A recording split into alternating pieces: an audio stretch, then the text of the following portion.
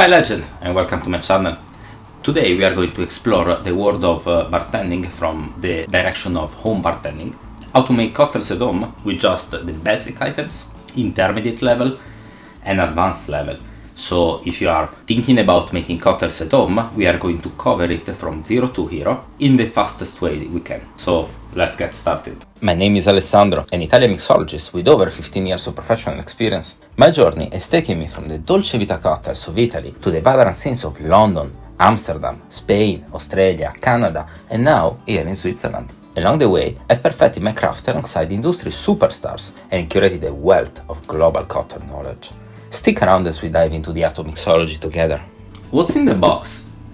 So, in a box I just put the basic items that I believe are going to be the most important for starting.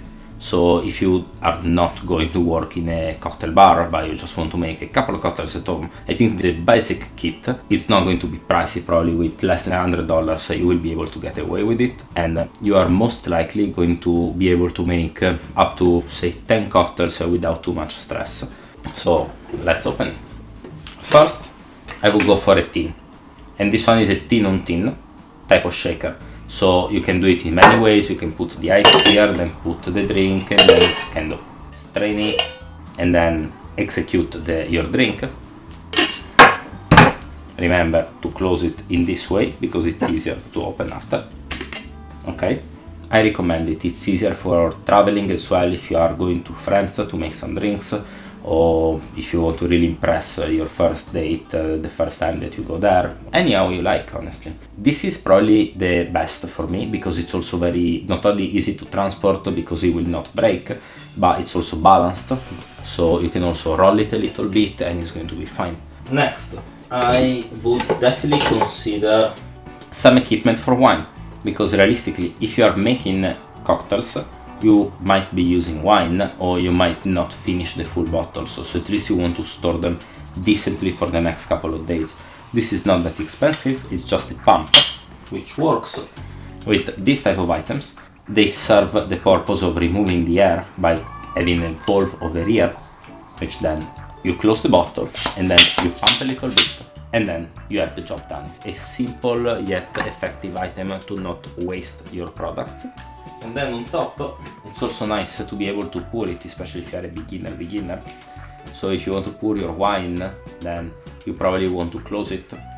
You want to pour it having something like this, which is kind of a silver metal plaque, which will avoid basically spilling or reduce it unless you really screw it completely. But with this you should be sweet. At least you will not look like super bad in the beginning while you pick up your skills. A champagne stopper as well serves especially when you're making the Aperol Spritz and you're not finishing the full bottle of Prosecco, the second or the third. At least you can close it. This one completes the wine area, which is not my main focus, but it's better to have a little bit of equipment. It's a professional opener because opens cola bottles, beer bottles, anything else, and also in this way it helps you cut the wine paper or aluminium, and then it helps you in opening the wine as well. So this is quite a simple tool, but it's recommended in everybody's houses. A little muddler, because muddlers serve for muddling mojito, caipirinha, you name it. And although the fact that not in every cocktail bar that I've been working in it's a category that is particularly required, it's anyway something that you might want to consider, especially at home. Maybe you're making the cocktail party in summer, people will want mojito because probably you will not know that many other cocktails, so you want to start with something pretty basic and simple to execute in the beginning. This one is a strainer. It's just stemless because I like compact for traveling when I need to go and showcase my skills in a competition, whether I need to do a guest shift, whether I need to serve cocktails for a wedding party or for anything else. Then of course being compact is my way to go. This specifically, it's working pretty well. Its main purpose essentially, after you finish shaking the cocktail and then you open it, you have it in a bigger one to not spill. So In this way you can pour, and then you can also pour a little bit more open if there is a lot of foam in the drink and not so much ice, like you're using my technique for making sour cocktails, for example, or narrower when you just want to strain something pretty fine without using the fine strainer. So if you want to have a tiny little bit of microcrystals on top of your daiquiri, but you don't want to use the fine strainer to remove them all, this is definitely a way to go.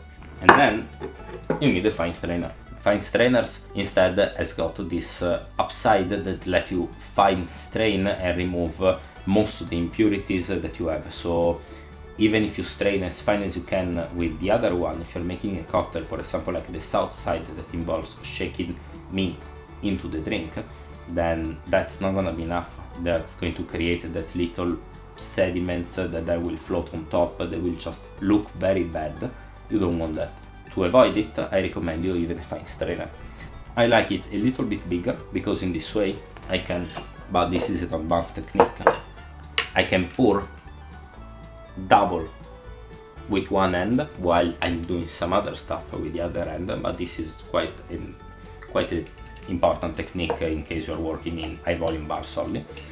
But for the rest, this one is going to let you strain. This one is going to let you strain basically as good as you want.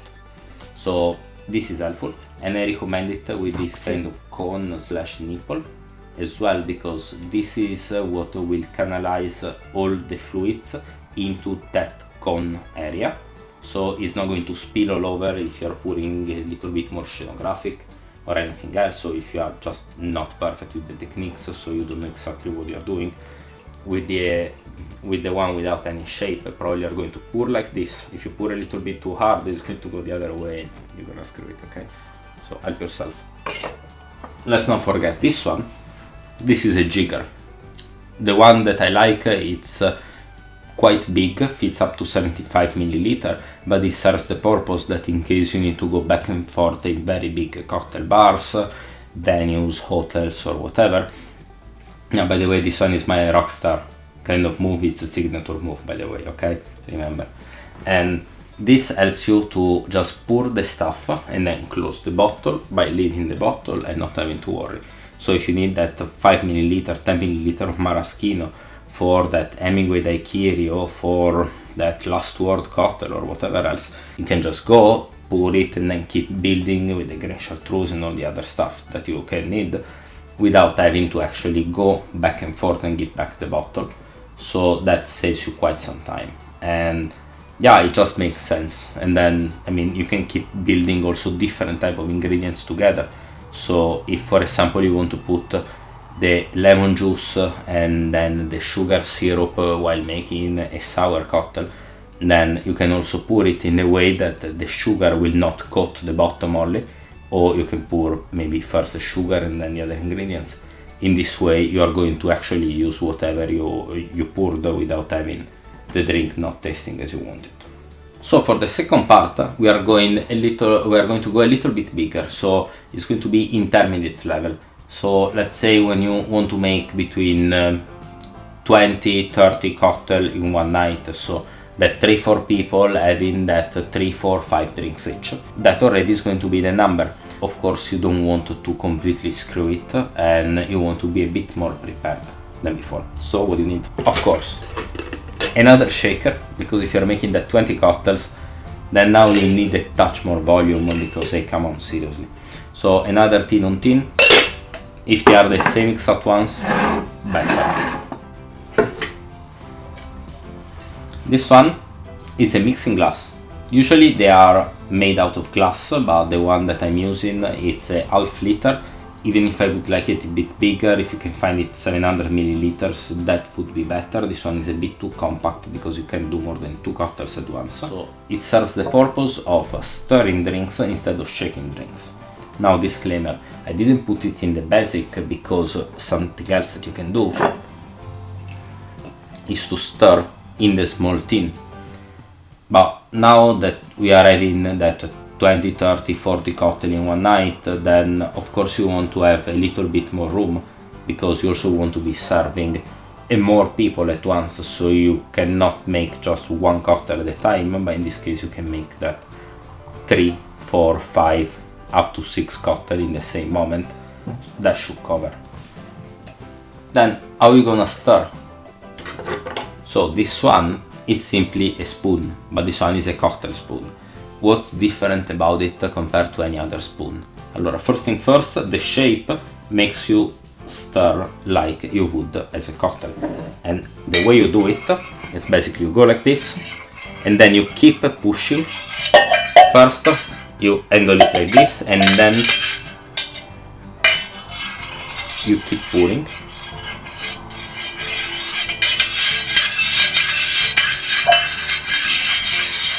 And use this circular motion going up and down while keeping it in all the boundaries, all the parts of the rim essentially. And once this is done, you are going to be a lot faster and it's going to make a lot less noise, which is cute. Additionally, this kind of shape, which is very fancy, it's made for a purpose, and that is to slow liquids down while you are pouring them to create a layer. Whether that's rosé champagne, or whether that's a Baileys, or in a B52 in a shot or cocktail, or in a B51 with absinthe, then it's totally up to you, by the way. This one is a teardrop style, which I like the most because there is no fork, no other stuff that lets you stab yourself so beautifully. So I quite like it in this way. But there are different others.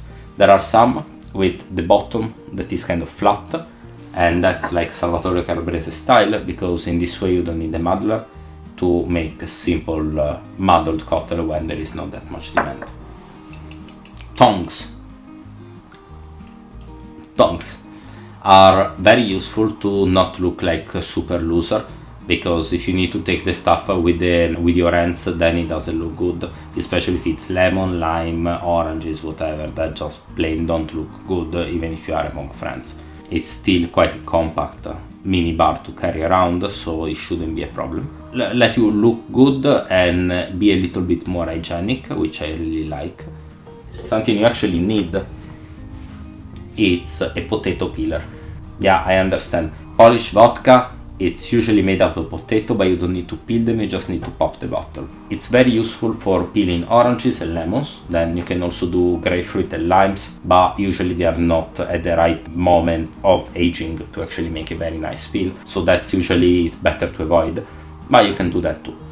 For orange and lemon, your life gets a lot easier, and this makes you create a thin layer, probably without the pith, that white part in the middle. In this way is going to be a lot easier, a lot more industrial in the production. So if you need to make the 6 cocktails, you don't need to cut them with a knife and hope, because you need manuality. With this one, tac tac tac, thank you very much, sayonara. Julep strainer, this one it's possibly also on the advanced side if you want, but given the fact that you can make the 3 cocktails at once, I thought the second one made sense. And as a matter of fact, this one was actually created for the Kentucky Derby, and it was created for one cocktail in specific, which is called the mint julep, which is essentially an old-fashioned with mint smashed inside. The reason was not because of the mint pieces, because usually there are basically none, but it's because of the crushed ice that was highly popular just in that moment in time and not before, because technology did not exist simply. And the way it worked is that the crushed ice in this way was not getting drunk, because you were covering with the julep and it was not touching your mouth, so it was a lot more pleasant to drink it, especially because Kentucky is pretty warm, let's put it this way. I would consider it for the mixing glass. This is considered to be the number one for the mixing glass, because it just looks good. It's considered the right technique among bartenders. But additionally to this, you can help yourself and use it instead of a normal strainer when there are some pieces of mint, pieces of ginger, pieces of anything that could get stuck on this part over here, and that would simply make your life harder to clean, which is not a problem. You can remove it. As you can see, it's not complicated, but I mean, still, if you need to make it more than once or twice in a night, that starts stressing. A Mexican elbow. Okay, so this is not threatening, this is nothing to be too worried about, even if it's pretty heavy. But the job of this object is to squeeze limes, lemons, and eventually also oranges and grapefruit. It's very compact and does not require any type of electricity, so especially if you are making drinks outside, then it's something that you want to consider having, because of course it makes your life easy, especially if you did not prepare much in advance. Now that you started and you've been able to make your 20 to 50 cocktail in a night, let's go not pro but quite advanced. So you will be able with this to make very easily a mini cocktail service for a cocktail party, for a little bit more demand. You are probably not going to be able to extend up to the cocktail bar kind of volume, but you are still going to be able to make your easy 100 cocktail in a night if there is enough ice, if there are enough people wanting to drink it, and anything else. So let's just get started. So I would consider ice molds. As you can see, this one are pretty straightforward. You just put them, you freeze it, and then 1-2 days after, then you have it. I like big cubes of ice because realistically you are not going to have enough volume in the freezer to fill each time you shake half of the cocktail shaker with ice. You will need to manage. So with a big cube, it's going to be a lot more compact for how much you can shake if you are really desperate with ice. Third, we are going for volume. So tin on tin number 3. So with this, you have basically the equipment that I use for a cocktail bar in the way that I have usually my 3 shakers and my 1 mixing glass. I could have more. In some bars, 3 were not enough. I had to double basically the full equipment and have 6 cocktail shakers for myself and 2 mixing glasses. Because yeah, sometimes you get maybe 2 mixing and mixed cocktails, and then you have 2 for the list plus another one, you know, like, and then they are not even enough sometimes. But for a home bar, I would not buy more.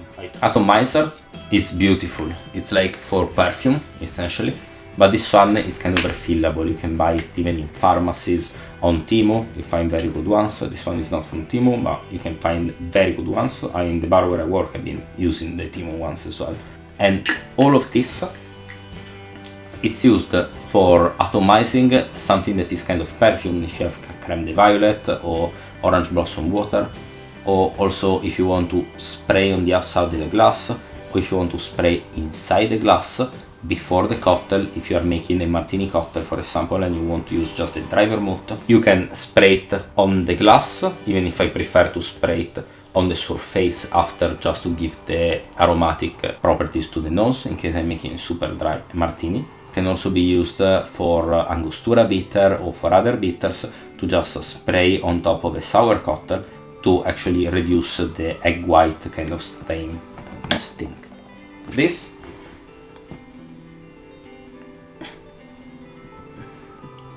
no, maybe it doesn't work this way. So this one is a soy milk bag, and a soy milk bag, it's used in case you are making some little preparation. This one I bought it for like 1 franc in Temu, and it's very solid, it's very nice actually. Does not have an infinite life, but then you can rebuy it for very cheap, so it's fine. And the way you can use this one specifically, it's in case you are making some very fancy kind of preparation, you are making some simple preparation for which you are blending and then making powder, so, and you just want to remove all of these little tiny pieces to have a clear product, or even if you want to go fancier and you want to filter, micro filter some other kind of items or something. If you, for example, you want to make the mint julep that I said before, but you want to blend the mint up front and then pour it through the cloth in this way, you will not have the sediments, but you will still have a minty kind of bourbon, then you can do that too as well. It's kind of recommended because it's inexpensive, takes no space, but when you need it, either you have it, either you don't. These ones, they're not to stab people, but they are straws, and the beauty of this is that they are not made out of plastic, they are reusable, and you can wash them even straight away and it's going to be okay.